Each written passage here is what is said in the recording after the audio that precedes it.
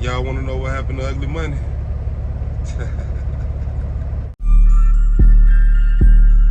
Yeah. You know what it is, nigga? Yeah. 1,008 shit, nigga. 1,008 shit, nigga. We going for the gusto. That how you coming, bro? Okay. I'm fucking with you then. Let go. Yeah. Ace Banks on the track. Pointers in my chain, that's on my neck. Spaceship pull up at the intersection. V12 motor sounding real aggressive. Live by the G code, stick to the method. Whipping the gleek, I'ma beat it and stretch it. Can't even lie on the shit like a septic. I got the green and the white like a Celtics. Out of my body. What's going on, drivers? What's going on, drivers? Welcome to another vlog. I am my trucker's keeper, aka the neighborhood trucker. Make sure you drop a like, comment, subscribe, hit the bell so you can receive all notifications, so you can keep up with the journey, because I promise you don't want to get left behind. For those of you who've been watching me for a while, you know it's been a journey. It's been a journey. It's been a long journey, y'all. And today, we're going to talk about what happened, where is, what's going on with Ugly Money. All right, so as you can see, we down here at the shop. Kind of like a graveyard now when you think about it. This is where not all, a lot of these trucks meet their final resting place. Yep, got a little deer poop right here. Y'all always gotta watch for shit when y'all here at the yard, man. All kind of shit. Dog shit, cow shit, bird shit. This shit, period. So yeah, back on topic, guys. We're here to talk about Ugly Money. And you know, where she been, where she at, what's going on with her. I'm out here at the yard where Ugly Money normally sits.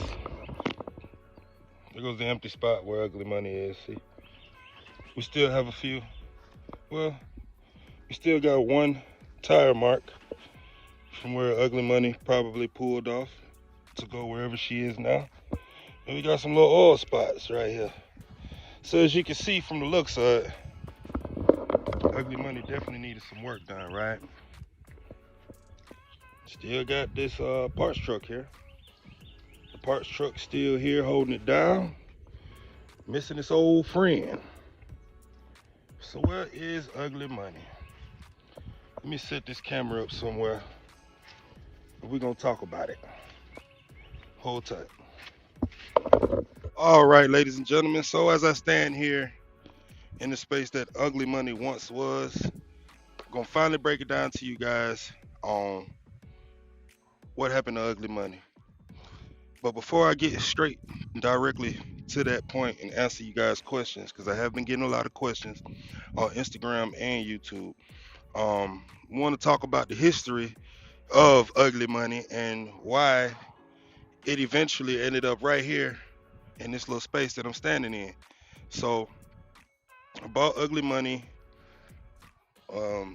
ran her for about a year and some change, almost a year and a half, and I was in Atlanta one day, idling, you know, sitting overnight in the truck in the sleeper berth, and the truck started to jump. I don't know if you guys remember that video. It was like jumping, like just crazy misfire.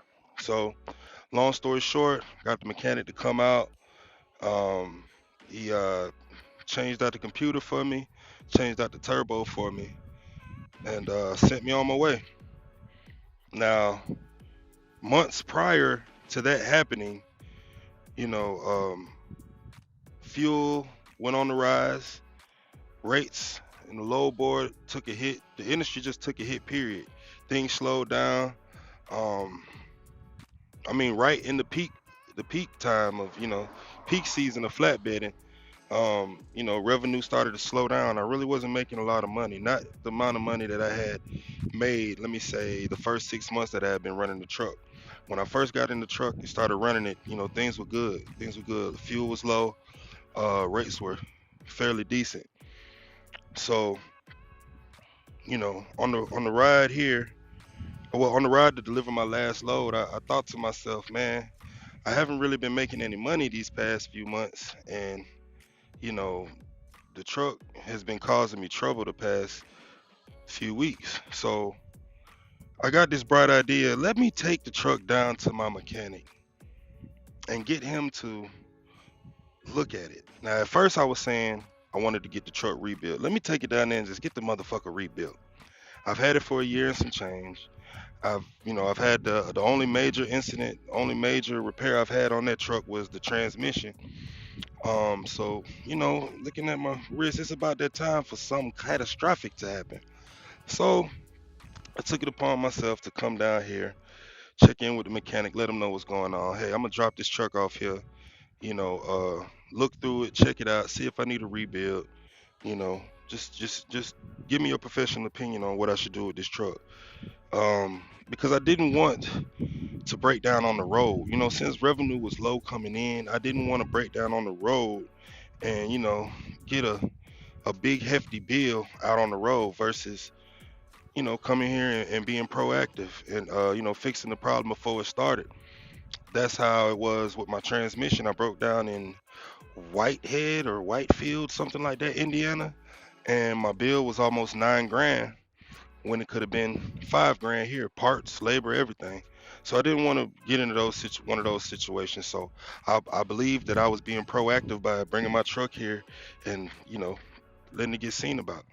Now this shop that I'm at has two mechanics. One master mechanic, the guy who owns the shop and everything, and another guy. I wouldn't say master, but he knows his way around the truck pretty good.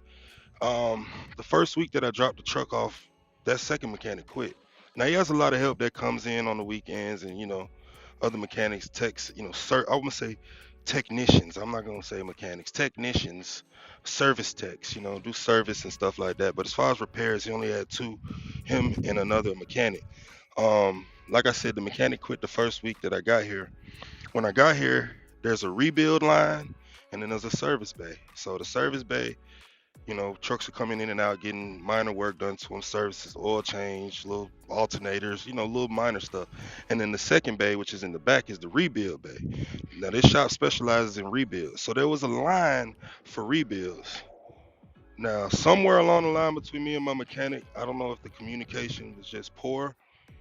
He just kind of put me in line for a rebuild. Me, I'm not knowing this. Like I said, being over the phone all the time and not being physically here to have that conversation. Yeah, I guess the communication was just not as good as it could have been. And he's under the impression that I'm just waiting to get a rebuild.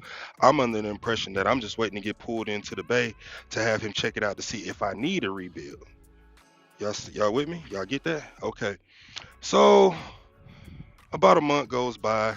I'm being very understanding that he's short on work, and I've got two rebuilds in front of me before he gets to me. But I also know that he has a bay open that he's constantly pulling trucks in and out.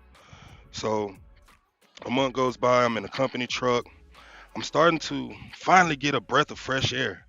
I mean, really enjoying trucking again. My life, my mental wasn't surrounded around my truck, Ugly Money. I mean, when I was in Ugly Money, I didn't notice it, but my whole conversation was the truck. When I'm talking to my woman, all I'm talking about is the truck. To the point where a few times she's mentioned, well, damn, you got anything else to talk about? Literally.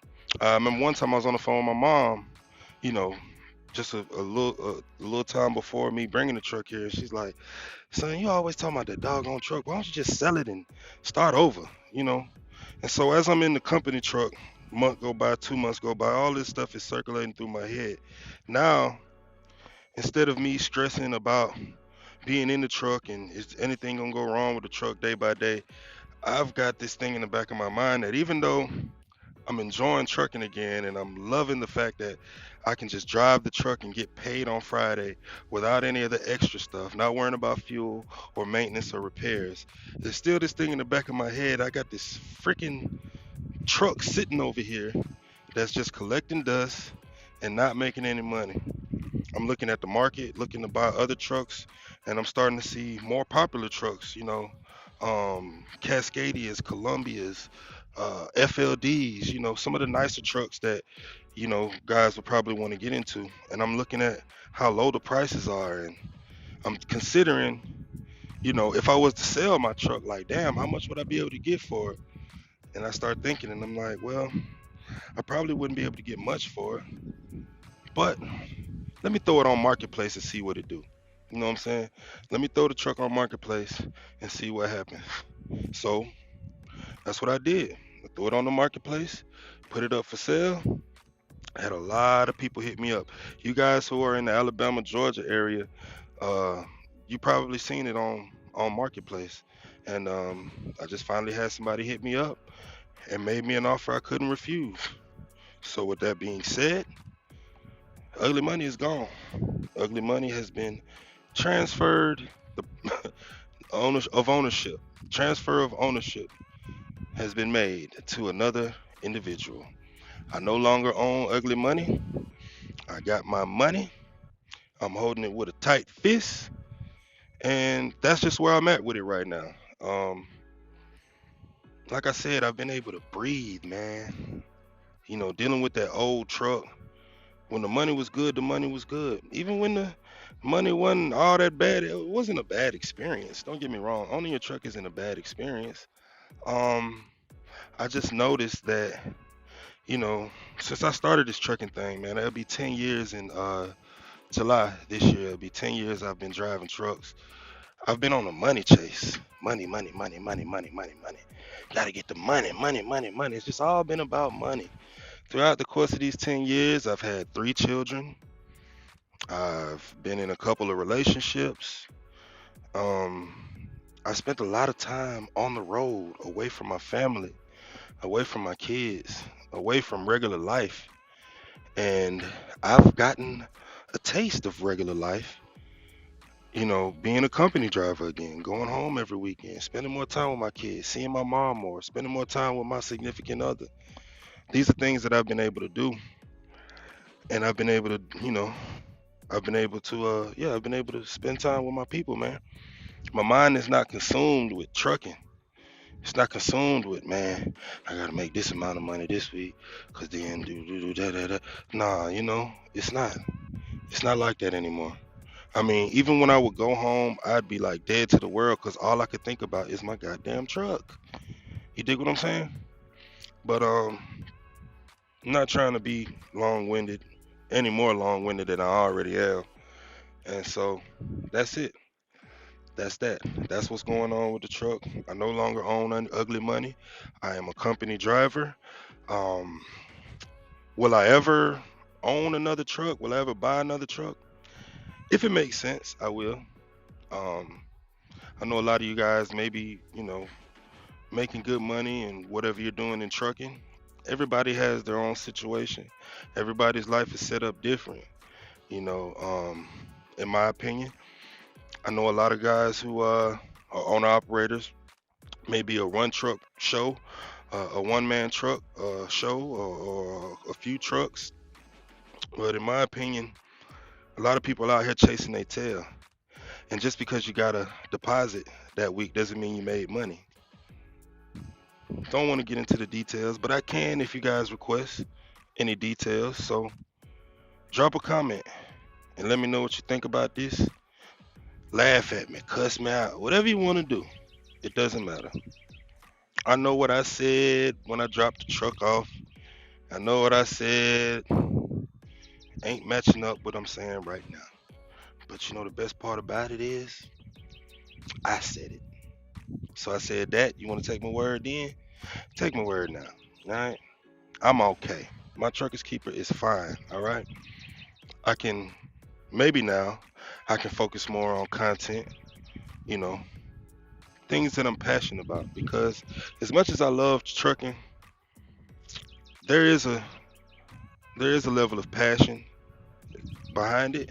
However, I don't believe this is my calling, and it's definitely not what I'm really passionate about. What I'm really passionate about is putting myself out there to the public and, spreading information or motivating and entertaining the people. So I'd like to step my content up. I'd like to focus more on my content. I believe now that I don't have the truck to worry about that I'll be able to do that. So With that being said, this is my explanation on why Ugly Money is not around anymore. I hope I answered all of your questions, and if I didn't, please feel free to get down in the comment section. Drop a comment with your questions, concerns, whatever. Make sure you drop a like. If you like it, drop a dislike. If you don't like it, whatever it is, it's gonna all be alright with me. I am my trucker's keeper, aka the neighborhood trucker. Make sure to holler at your boy when you see me coming down.